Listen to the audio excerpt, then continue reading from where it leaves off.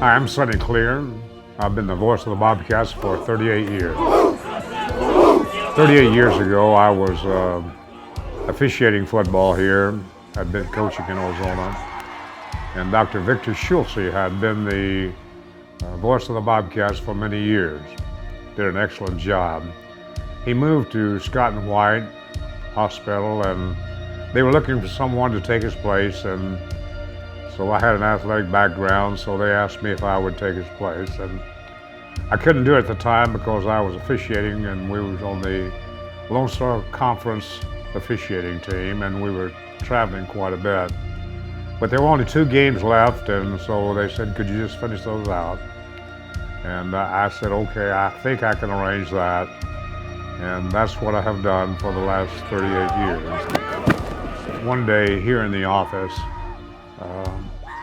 my secretary came in and said, there's a man who wants to see you. And I said, send him in. And it was an African-American, big guy. He was on a walker, just barely moving. He came in and sat down and he said, you don't remember me, but I played for the Bobcats many years ago. And he said, you loaned me $50 at that time, and I've come back to repay you. It had to be 30 years before. And so he reached in his pocket and pulled out money. And I said, I'll tell you what, you take that money and you loan it to somebody else. He said, that's what you want me to do? And I said, I do. So he got on his walker and left. And that was, to me, one of the most heartwarming things that I've had. Here in the office, when the Standard Times was really full blast, they would have on Saturday morning a lot of pictures, athletes. And the girls here would take these, cut them out and laminate them and send them to the players.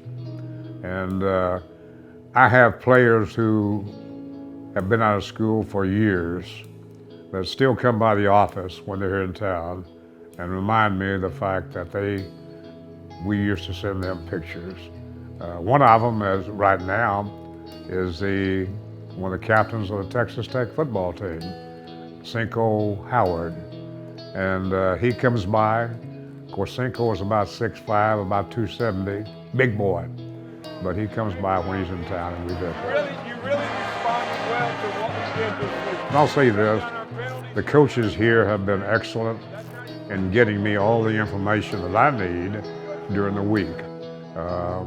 Your lineups and so forth. In fact, Jimmy Keeling, when he was here, he would come by every Monday morning.